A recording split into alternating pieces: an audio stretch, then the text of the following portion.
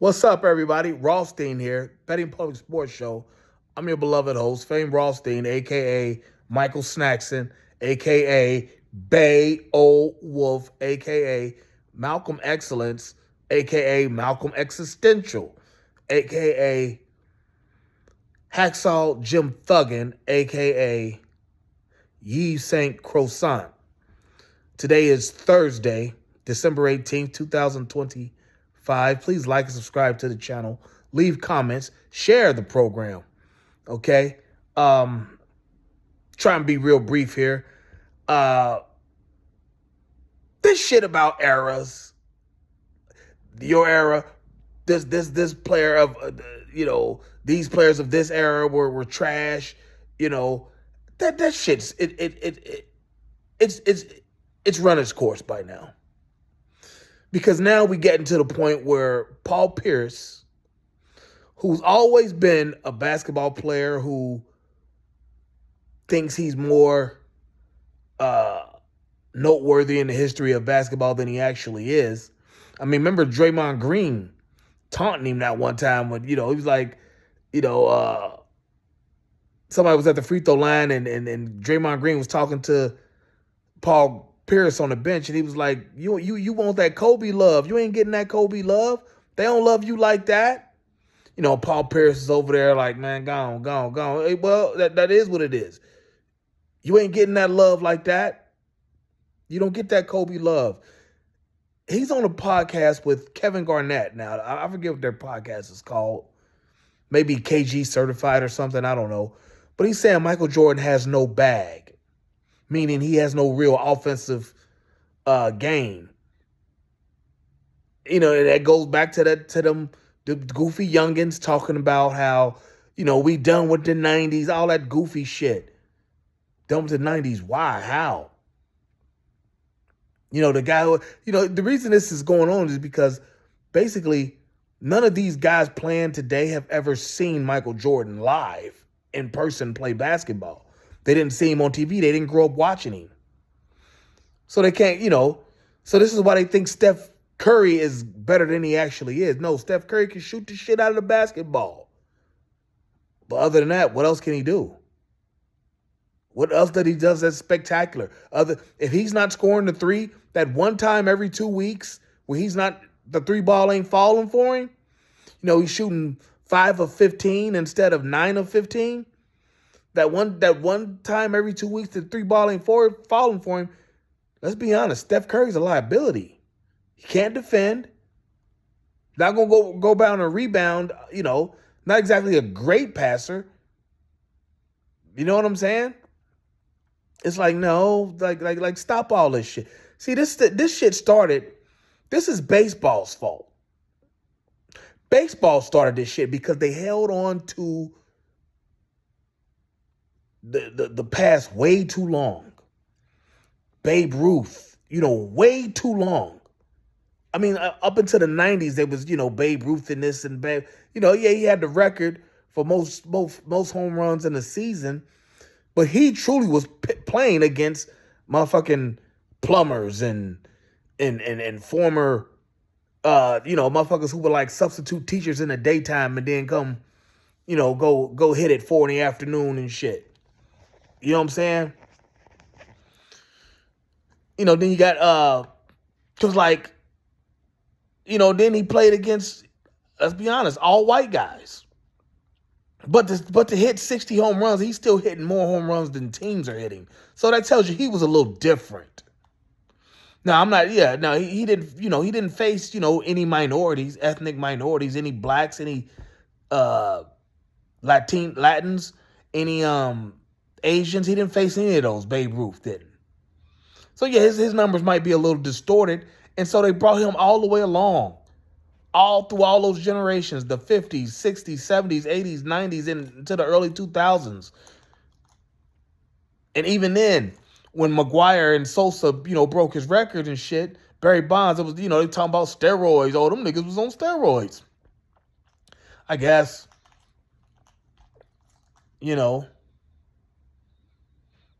But, steroids and performance-enhancing drugs, One of the biggest, Babe Ruth ate performance enhancing drugs.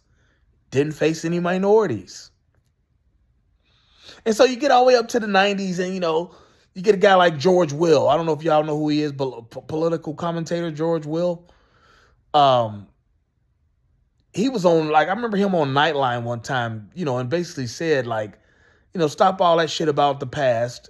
This isn't what he said on TV. I'm just synthesizing. Stop all that shit about the past. The players of today are the best players. Because he was talking about diet and medical science and all that kind of stuff that came into, into today's players, more knowledge of the game came, benefited today's players, and that's why they're the best. I don't have a problem with that. I don't have a problem with that at all. Because he's right. But that argument, and now it's coming into other sports. And if football's getting soft. You know what I'm saying? All these 6'3" wide receivers, these niggas used to hoop. They wouldn't come on the football field because they could get lit up. But now you can't hit guys going across the middle like that. Or, it's got to be, a specific, juncture where you can hit them, or else you'll get a 15-yard flag. Couldn't hit them in the head. You can't hit them in the head no more. I mean, I'm telling you, these 6'3" guys would not come out for basketball 20 years ago.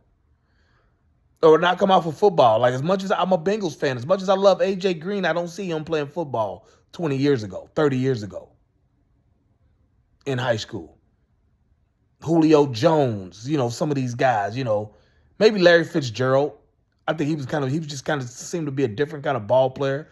T.O., he played in that era. T.O. did, But these guys, Jettas, all these receivers that are 6'3" and shit, man, you get your face split back in the day. You get put out quick. You know what I'm saying? And it's really just taking over in basketball. It's you're going to say that about Michael Jordan. Michael Jordan doesn't have a bag. Are y'all serious? Are y'all serious? You know what I'm saying? Larry Bird didn't have Larry Bird was playing against plumbers. Man, black players was trying to take Larry Bird's head off. Dr. J was so jealous of him that he got Moses Malone to jump him. You know what I'm saying? Even the announcer was that was a Bush League move, Dr. J. You know what I'm saying? Come on, man. If you didn't see those players, don't diss them. If you didn't see them, don't diss them, don't insult them. Just enjoy the ones that you watch. Because when I think of I'm an old fuddy-duddy, but when I think of today's basketball players, I stopped watching basketball 5 years. The best player is Jokic. He's the only one who seems to have a real game. They talk about how SGA, Shea Gilgeous-Alexander, or whatever his name is, the kid for OKC. First of all, I don't care to watch Oklahoma City. You know what I'm saying? But he's scoring all these points off free throws and whatnot. I just don't find them interesting. I find Wemby interesting. Victor Wembanyama. But can he stay healthy for a whole season? I know he just came back now. But can he stay healthy? But at the same time, I don't care. Pardon me. I don't care to see 7-footer shooting threes. That's just, it's like Cameron said, niggas balling, but they hooping sloppy. He wasn't talking about basketball. He was talking about the streets. Got to kind of, understand the parallel he was saying there in that lyric, but it's crazy. Y'all balling, but you hooping sloppy. Y'all got all this bag, but your chest passes are weak. You do all this great and whatnot. You know what I'm saying? And even still, when you talk about errors, you got to talk about rules. Like I said, you talked about how, there were no blacks playing when Babe Ruth played basketball. NFL, people was getting cracked, in the head. They were trying to take your head off. NBA, there was hand checking. You could do that back in the 90s. That's why the scores was like 96, 90 regularly. Like it was for one point in NBA in my lifetime.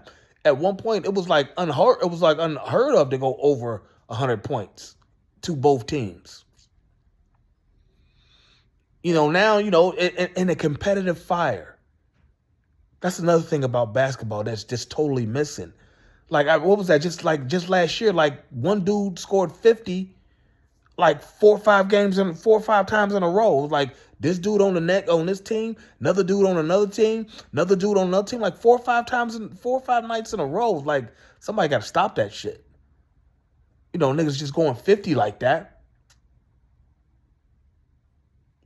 So so when I hear all that era stuff, it's just like it really weighs down. It's just something for people to talk about. It really just weighs down your argument. If you didn't see that era cognitively, not just being a 10-year-old seeing Michael Jordan, but being an 18-year-old, a 19, 20-year-old seeing him play to understand what about his game, to understand what you were watching, you lost in the sauce. You just talking shit.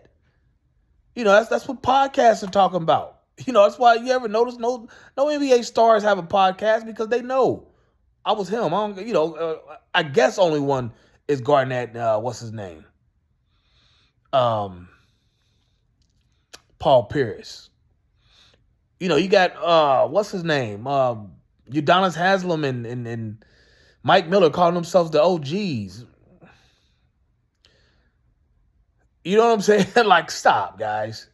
Shaq had a podcast, but I don't think it's like was doing too well. People just don't really, people starting to hear about some of the shit Shaq used to do to people as a teammate on these other podcasts, and it's like you realize, like, this ain't a likable guy.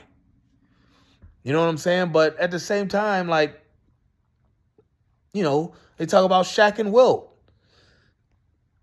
I can't say that Wilt would have dominated Shaq. I can't say Shaq would have dominated him.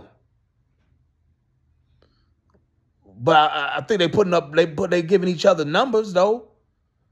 Kareem Abdul-Jabbar, Lou Alcindor, Kareem Abdul-Jabbar is his name. Lou Alcindor when he was born, and changed after he became a pro. I don't care who you line up against him. He's giving them numbers. Because you ain't stopping that skyhook, the footwork, the placement, the elbows, everything. He's giving you numbers. Jokic going to give you numbers. You know what I'm saying? These guys are going to give you numbers regardless of what era they're in. The top players will. Even Steph, I was just talking about Steph, like, if he ain't nailing the three, he ain't, he's not really the same basketball player. He's giving you numbers, though, regardless of the era. Magic, 6'9" point guard. He's going to give you numbers. Triple-double threat. He's going to give you numbers. Russell Westbrook went out, trust me, he went out to steal some. You can tell they were kind of trying to help him average the triple-doubles and whatnot, but at the same time, he's going to give you numbers. Trust me. I'm telling you, there's only a couple players that I think that could have never played in those 90s, and I ain't going to diss them on here, but like, y'all love them. You know what I'm saying? Trust me, like, these guys could have never made it because you had menaces out there, like real menaces. Oakley, Mason, just a variety. That's what I'm saying. I didn't want to get into all that minutiae, but basically, respect every era. All this, we done with the 80s. You sound corny, because if we want to be like that, we done with this shit already. Like, I don't care to watch SGA. There's nothing about him. For the life of me, SGA, if I'm being honest, I ain't gonna dish you. I'm glad you're nice and healthy, but you might want to smoke something. I just cannot stand to see a black dude with that big of a pink lip. Like, dude, do something to that motherfucker. For real. But then again, that shows he's healthy and is dedicated to the craft. So I'm not gonna even diss him. You know what I'm saying? But that's just, just from my era. But yeah, let me hop off here, y'all. Thanks for watching.